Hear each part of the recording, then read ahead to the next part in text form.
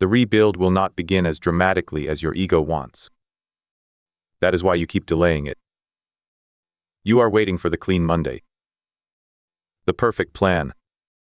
The cinematic comeback. The moment where everyone can see that you are different now.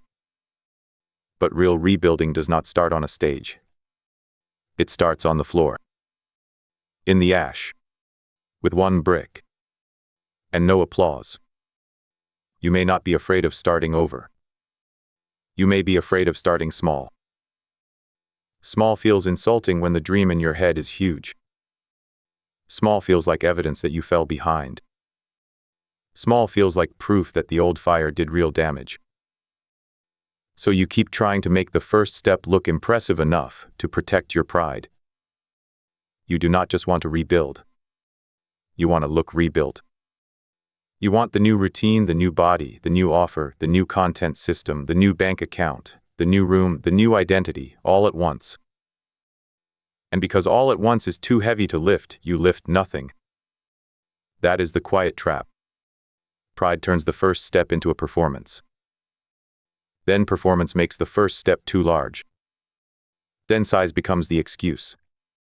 The day ends untouched. The file stays closed. The room stays heavy. The message stays unsent. The plan stays theoretical. And the version of you that says it wants a new life keeps refusing the small repair that would prove it. Inside the forge, nobody rebuilds a burned room by demanding a cathedral. After the fire, the first serious work is not glamorous. It is inspection. What survived? What failed? What has to be cleared before anything stronger can stand there? Then the blacksmith kneels. He does not ask the ash to become beautiful. He moves it. He does not wait for the whole forge to feel worthy again. He places the first black stone. That stone is not the final structure. It does not impress the village. It does not prove the whole future.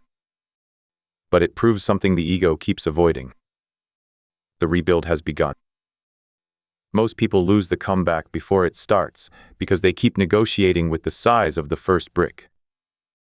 They want a step that restores their image. The forge asks for a step that restores their trust. Those are not the same. Image wants to announce, "I am back." Trust says, "I kept one promise while nobody cared." Image wants a transformation people can notice. Trust wants a repair you can repeat.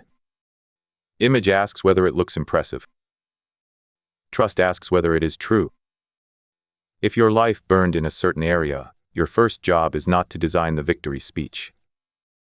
Your first job is to make the floor hold weight again. Maybe that means one clean hour. Maybe it means one paid invoice chased. Maybe it means one workout that is too basic for your fantasy, but honest for your body.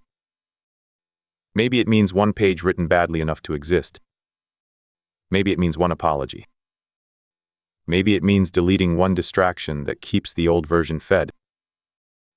None of that looks like a comeback from the outside. That is why it works. The old identity feeds on being watched. The new identity is built in work small enough that only discipline respects it. The obsidian blacksmith understands the ashes. He does not panic when the room is not ready. He does not worship the damage. He does not call shame a strategy. He clears. He stacks. He heats. He repeats. Brick by brick, the forge stops being a memory of what failed and becomes a place where stronger work can happen. That is the lesson. Your ego wants the rebuild to erase the fall. The forge wants the rebuild to train the builder. So do not plan the whole comeback today. Choose one brick. One honest repair. One action small enough to finish before sunset and serious enough to make hiding harder tomorrow. If the area is your body, do not design a 90-day identity overhaul. Complete the next meal, the next walk, the next lift, the next bedtime. If the area is your business, do not rebuild the entire empire in one notebook.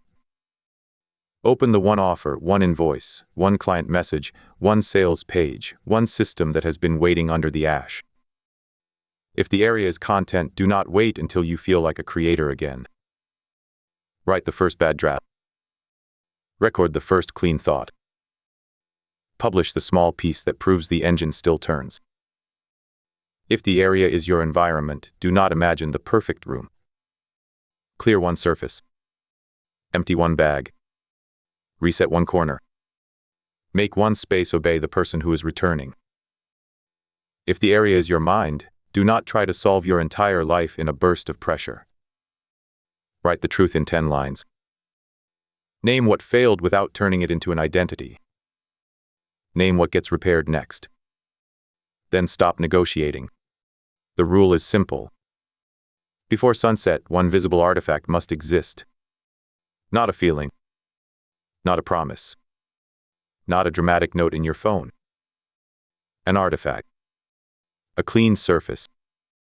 A sent message. A completed session. A revised page. A closed loop. A calendar block protected. A task that was small enough to do and honest enough to matter. Do not make it public unless public is part of the work. Do not turn it into a speech. Do not wait until it looks worthy of the dream. The dream is not too good for the first brick. The first brick is how the dream learns whether you can be trusted. The rebuild starts smaller than your ego wants. Let it. The small step is not proof that you are weak. It is proof that you are done pretending the first step has to protect your pride. You do not need to look rebuilt tonight. You need to place the brick. You need one action that makes the ash less powerful. One repair that tells the old version, you are no longer in charge here. The forge is not asking for a grand return. It is asking for a kept promise. Take the smallest serious step before sunset. Then stand next to it without decoration. No announcement. No apology for its size. No waiting for a better beginning. One brick.